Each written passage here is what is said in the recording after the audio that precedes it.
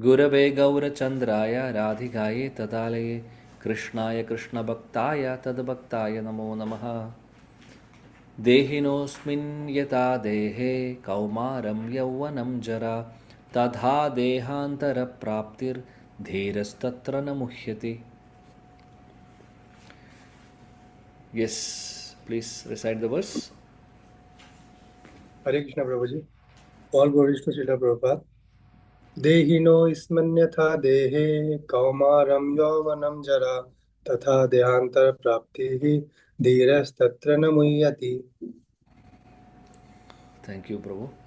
Anybody else? Hare Krishna Prabhu. देहिनोऽस्मिन् यथा देहे कौमारं यौवनं जरा तदा देहान्तरप्राप्तिर्धीरस्तत्र न मुह्यते. Hare Krishna. Somebody else? One more devotee can recite.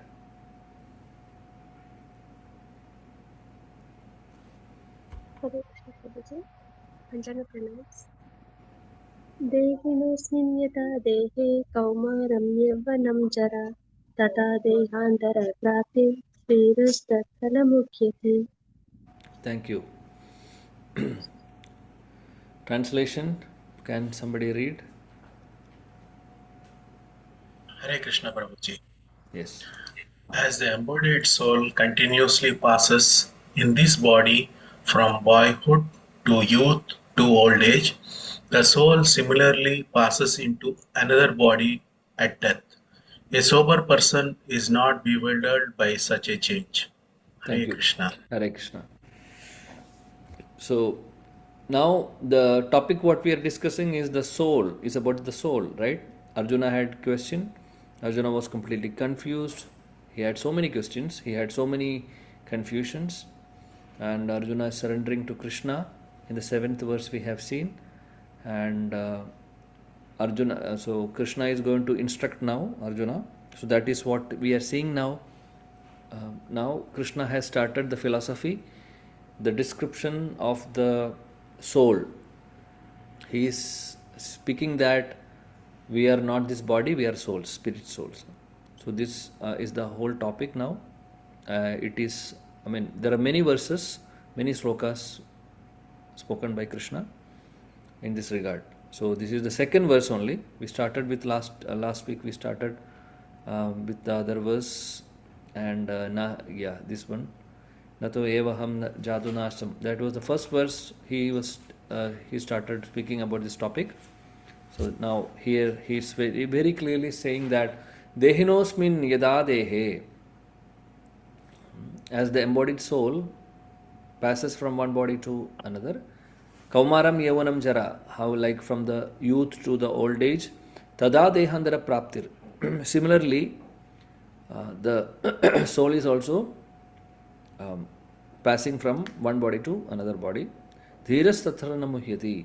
A sober person who is understanding this will not be bewildered, will not be confused by such a change.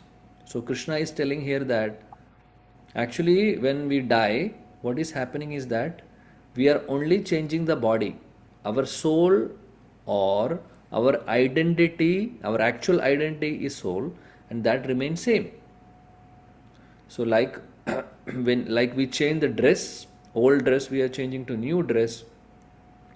Similarly, when we die, our body is getting changed, but our soul remains same. Soul is not changing. So soul is passing in the body from boyhood to youth. So just imagine how we were looking when we were babies, small boys and girls. We are very small, right? So now our looks are different. So we have grown up, and soul remains same. Right? Soul is still there in our body. When we were a child, when we are adult, soul remains. As long as soul remains, the body will be active. So basically, soul is passing in. He is in the body. He is remaining in the body, and the body's transformation is happening. Now, from child to boyhood to youth, so bodily transformations are happening, but soul is not changing. Similarly, here it says, passes to another body. So once the body become invalid, the soul will pass to the another body. So that is what is happening. And a person who understands this, dhira, he is called as dhira, means who is a sober person. He will not be bewildered by such changes. Prabhupada's translation and purport. Prabhupada ki jai, he says, since every living entity is an individual soul, each is changing the body every moment, manifesting sometimes as a child, sometimes as a youth, sometimes as an old man. Yet the same spirit soul is there and does not undergo any change. Same point, Prabhupada is little more elaborating that spirit soul is not changing, is not undergoing any change, but bodily transformation is happening. So two types of, bodily transformation means changes in the body. We are happening, right? When we were child, the body was, okay, we say that body is same, but the looks are different, features are different, right? Everything is different basically. So there is a change basically, but as such we are not changing the body, but there is some change. So moment to moment there is changes happening.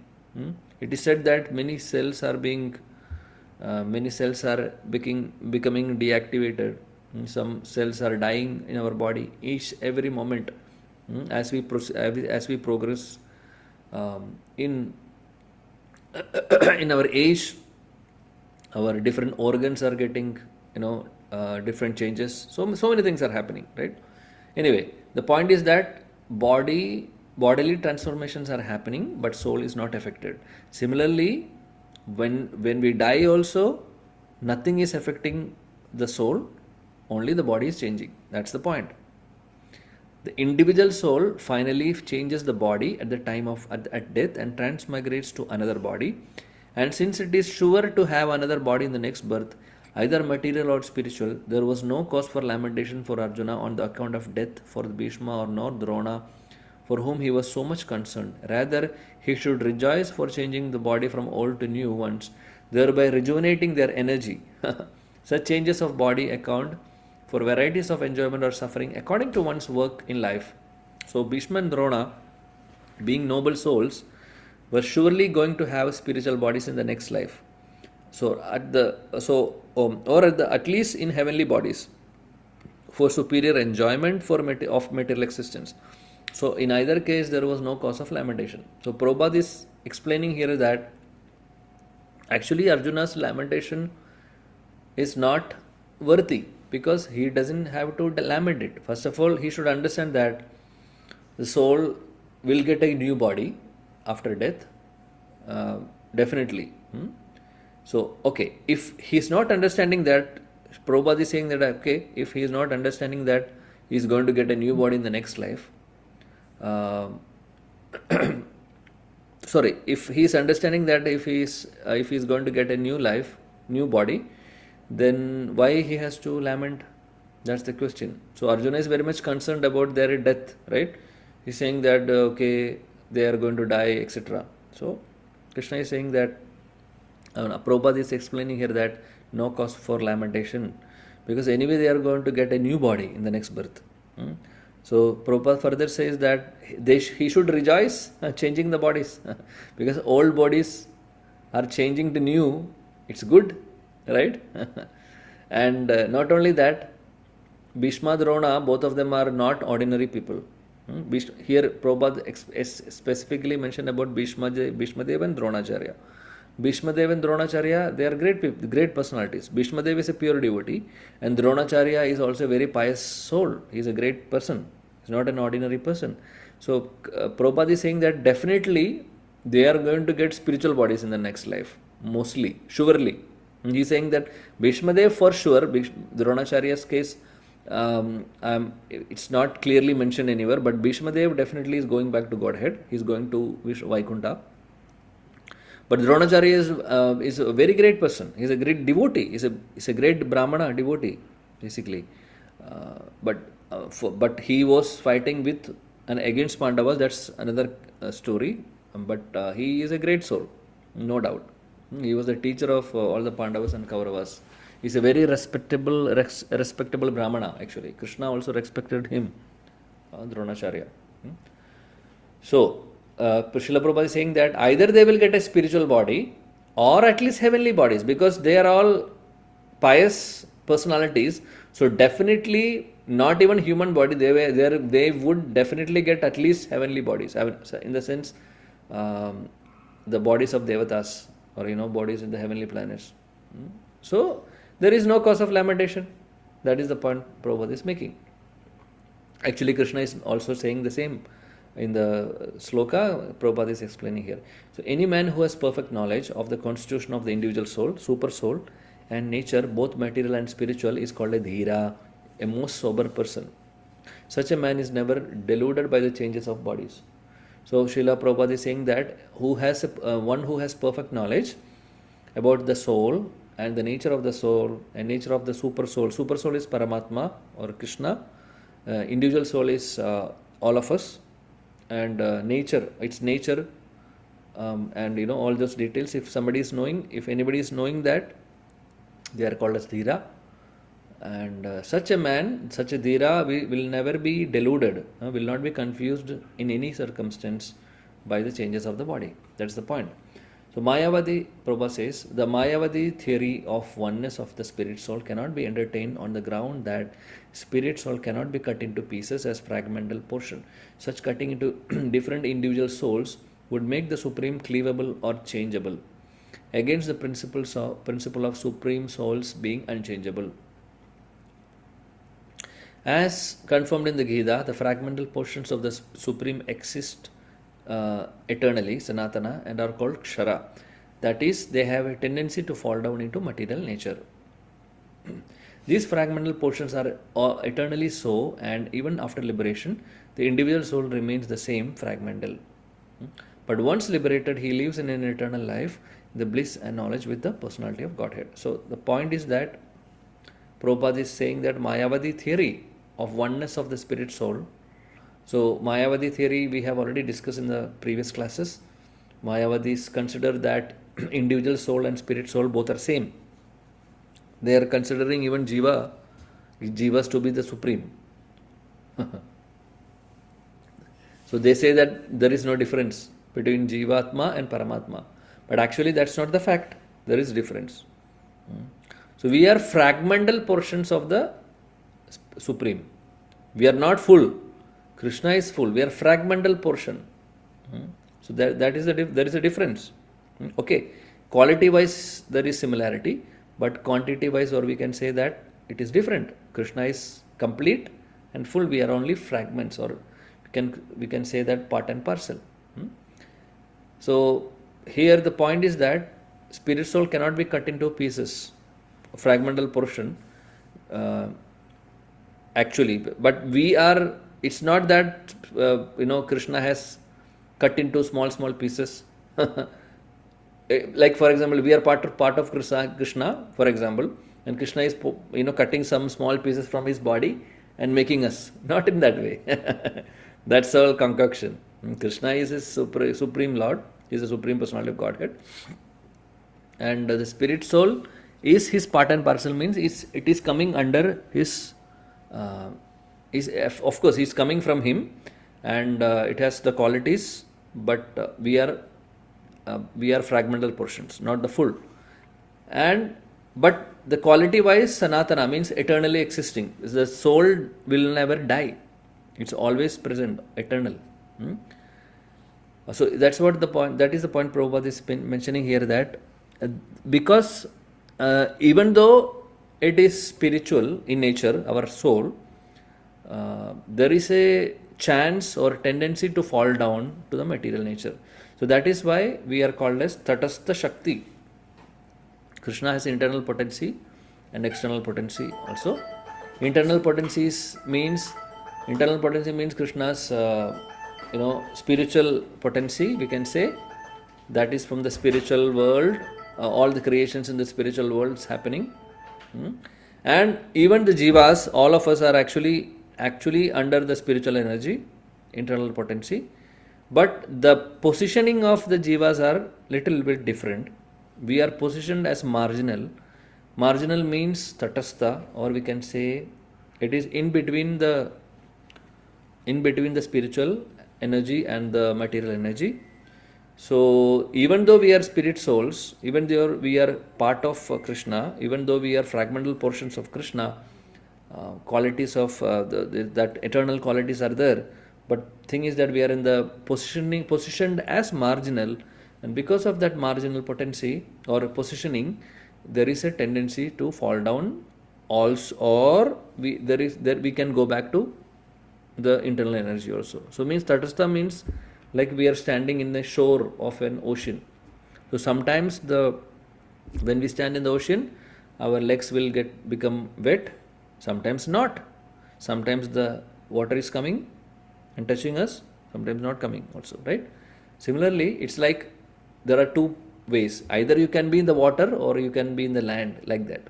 Similarly, jivas, all of us, being the spirit souls, being the positioned as marginal potencies, we can be either with Krishna's external energy, that is material nature, or we can be with the Krishna's internal energy, that is spiritual world, or internal energies.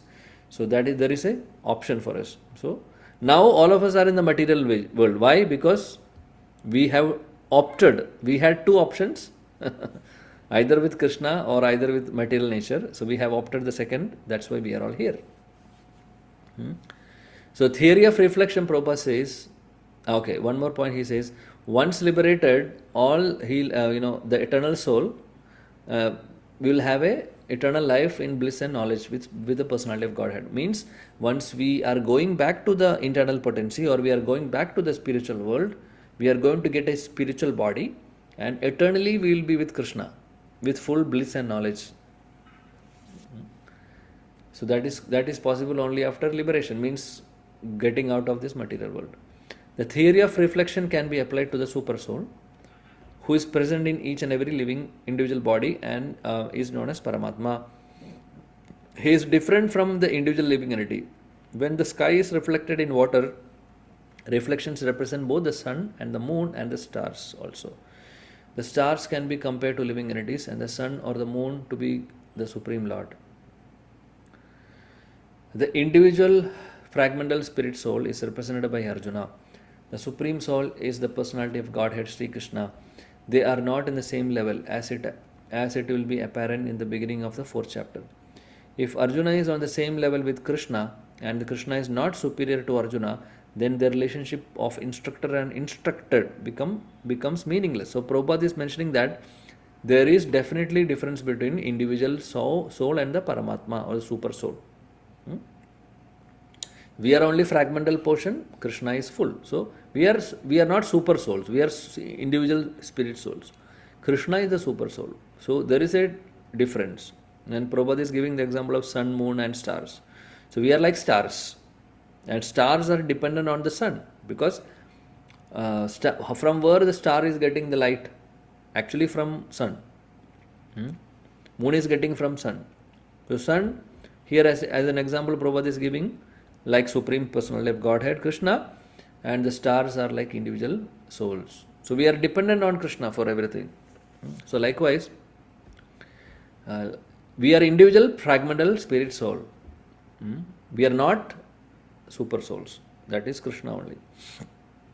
And Prabhupada is saying that as Mayavadi says that there is no difference between individual soul and the Supreme Soul, or that means there is no difference between Arjuna and Krishna.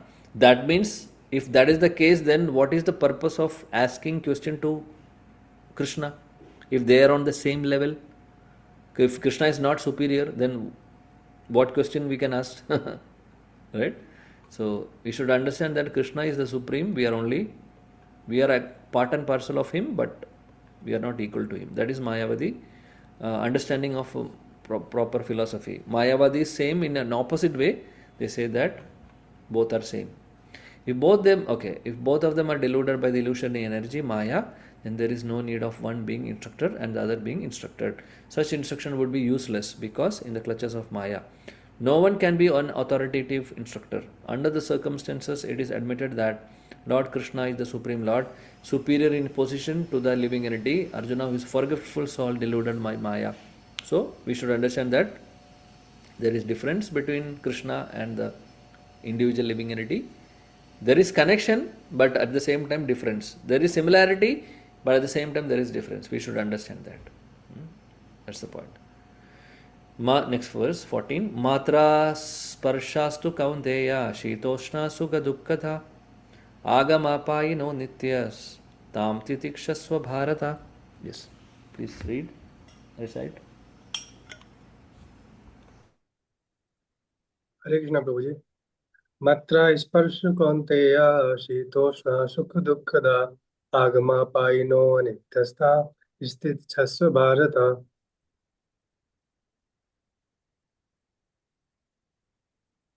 Somebody else. Hare Krishna Prabhu. Matra sparshastu kaunteya shitoshna sukha dukkada agamapayino nityastam siddhikshasva bharata. Hare Krishna. Translation, please.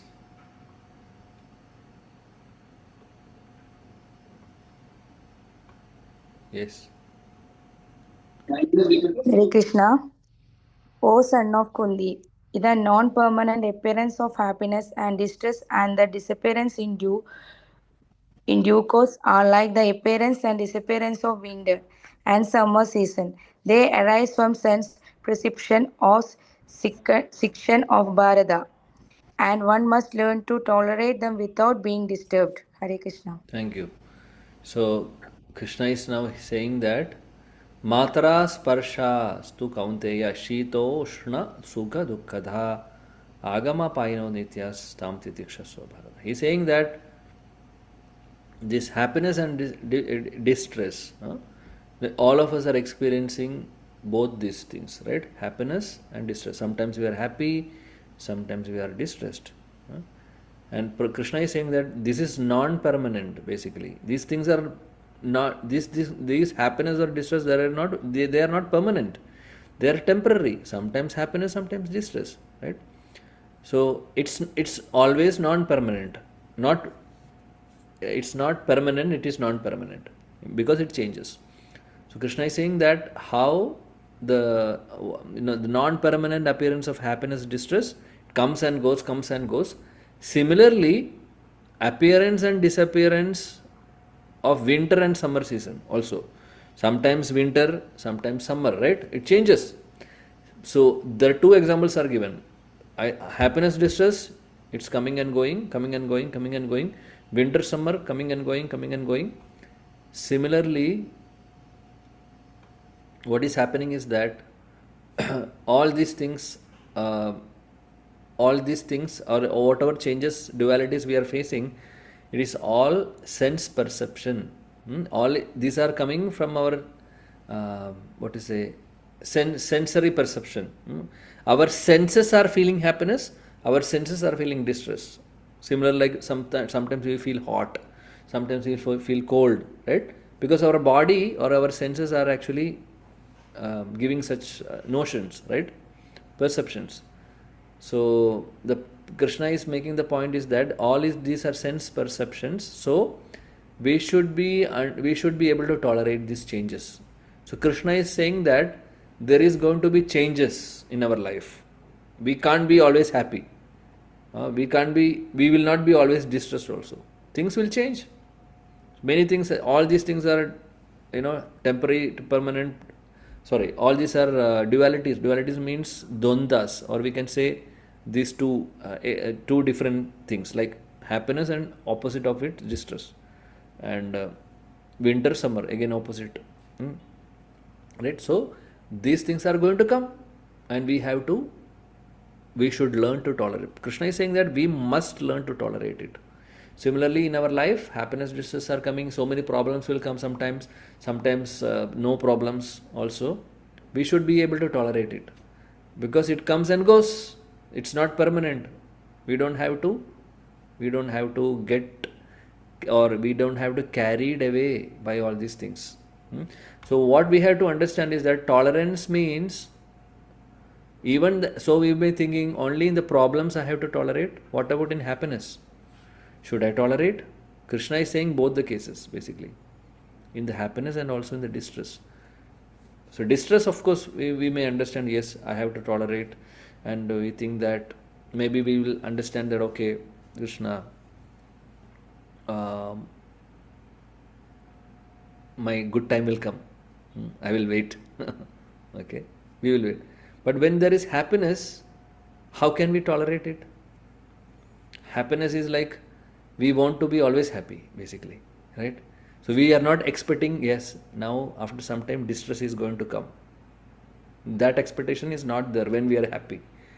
But when we are distressed, sometimes we are little hopeful. Yeah, sometime, after some time, good time will come. So tolerate, Krishna is saying tolerate in all the cases, in any circumstance. So tolerating the problems is one part. Tolerating the happiness is also another part.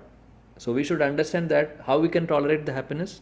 We should remember always that, yes, now I am getting some happiness because of my karmas or whatever, So after some time this will change. So I can expect something. So I don't want to be, overly enjoying. We should not feel overexcited.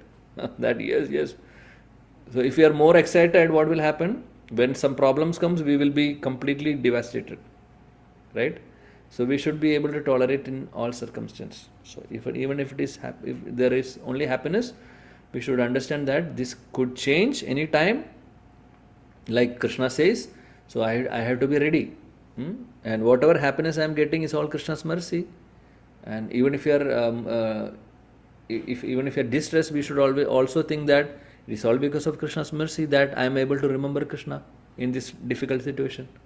So likewise, we need to mold our life. That is the instruction of Krishna. Srila Prabhupada's purport: in the proper discharge of the duty, one has to learn to tolerate non-permanent appearances of and disappearances of happiness and distress. According to Vedic injunction, one has to take bath early in the morning during the month of Magha, which means January, February. It is very cold at that time, but in spite of that, a man who abides by the religious principles does not hesitate to take his bath. Similarly, a woman does not hesitate to cook in the kitchen in the month of May and June, the hottest part of the summer season. So one has to execute his duty in spite of climatic inconveniences. Similarly, to fight is the religious principle of the Kshatriyas, and although one has to fight with some friend or relative, one should not deviate from his prescribed duty. One has to follow the prescribed rules and regulations of the religious principles in order to rise up to the platform of knowledge, because by knowledge and devotion only one can liberate himself from the clutches of Maya. So Prabhupada is saying that we have to do our duty in any circumstance. Some examples are given here. Taking bath in the cold winter morning, and cooking in the kitchen in the May and June time when there is summer season. So we need to do the duty. We can't escape from our duties, right? In spite of any inconveniences. Similarly, Krishna is telling Arjuna, whatever, as a Kshatriya you have to fight. You should not think that, okay, this is my friend or relative. You are fighting on the principles of dharma, not otherwise. He is not for his sense gratification he is doing. On the principles of dharma, because it is the duty of the Kshatriya kings to establish and maintain dharma. If there are adharmis, then they have to be annihilated. That's the principle. So Krishna is saying that in order to rise to that platform, and so in order to rise to that platform, Prabhupada says one should follow the rules and regulations, and by the knowledge and devotion. That's the point. So devotion he is saying. So by bhakti, definitely we will get the knowledge by performing bhakti, and that can liberate us from the clutches of Maya. Two different names of address given to Arjuna are also significant. To address him as Kaunteya signifies his great blood relations from his mother's side, and to address him as Bharata signifies greatness from the father's side. From both sides, he is supposed to have a great heritage. Great heritage brings responsibility in the matter of proper discharge of duties. Therefore, he cannot avoid fighting. So, Prabhupada is mentioning that even Krishna is calling him as Kaunteya and also Bharata, just to signify that Arjuna belongs to a great Kshatriya family. So that's his responsibility, Arjuna's responsibility to maintain the heritage, greatness of his family heritage, and at the same time he has to responsibly discharge his duties. So being a Kshatriya, he has to do the duty, and also he has to take care of the family heritage. So that is why Krishna is calling Arjuna in these names, reminding Arjuna that, oh Arjuna, you are from, this great dynasty. You have a great heritage. So you should you should maintain that, name of your family tradition, dynasty. So you can't just avoid fighting and, go to the forest or do like a coward. That is not possible. That should not be done, Krishna is saying, basically. Okay. Next verse. Yam hina vyadayantyayate purusham purusharshapa sama dukkha sukham dhiram so mritat vaya kalpate. Yes. Hare Krishna Prabhuji. Yam hi na vyatyante te purusham purusharishabha samadukha sukham dhiram so amritatvaya kalpate. Please, one more. हरे कृष्ण प्रभु यं हि न व्यथयन्त्यो ते पुरुषं पुरुषर्षभा समदुःखसुखं धीरं सोमृतत्वाय कल्पते हरे Krishna Okay, translation please. Hare Krishna Prabhuji. O best among men, Arjuna, the person who is not disturbed by happiness and distress and is steady in both is certainly eligible for liberation. Hare Krishna. Thank you. So Krishna is saying that Arjuna, a person who is not disturbed by happiness and distress, which we have seen in the previous verse, Krishna said to tolerate. So who is not disturbed by the happiness and distress and who is very steady in both the cases. In the case of happiness or distress, he is not at all carried away. Okay, in the happiness he is understanding that yes, this is temporary and it's all mercy of Krishna. So I should not forget Krishna also. And in the distress also he is remembering that this distress is temporary again and Krishna will take care of me. That confidence we should have. And also we should understand that we should think that it's mercy of Krishna so that I am able to remember Krishna during this bad time. So we should be steady in both the cases, Arjuna is saying, Krishna is saying. And if we are steady in both the cases, then Krishna is saying that that person is eligible for liberation. That person is eligible for going out of this world to the spiritual world. That's the assurance or hope, or you can say assurance given by Krishna. Srila Prabhupada's purport. Anyone who is steady in the determination for the advanced stage of spiritual realization and can equally tolerate the onslaughts of distress and happiness is certainly a person eligible for liberation. So same point. In the Varnashrama institution, the fourth stage of life, namely the renounced order sannyasa, is a painstaking situation. But one who is serious about making his life perfect surely adopts the sannyasa order of life in spite of all difficulties. The difficulties usually arise from having to sever family relationships, to give up the connection of wife and children.